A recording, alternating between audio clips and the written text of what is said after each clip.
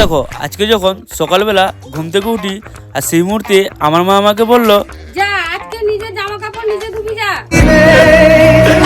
তাই আর কি অনেক কষ্ট রেখে আমি আমার সব জামা কাপড়গুলো বের করে নিয়ে চলে গেলাম কলতলায়। আর এখানে তো দেখতেই পাচ্ছ যে কতগুলো জামা প্যান্ট ছিল আমার।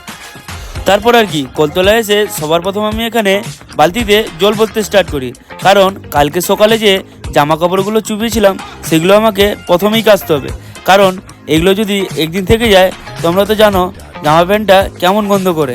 তাই আর কি মনে কষ্ট চাপিয়ে মুখে হাসি রেখে আমি আমার জামা কাপড়গুলো ধুতে স্টার্ট করি।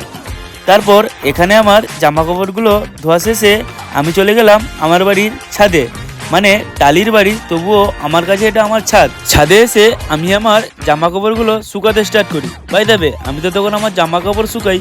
তোমরা এরকম মজার মিনি ব্লগের জন্য চ্যানেলটাকে সাবস্ক্রাইব করো। বাই।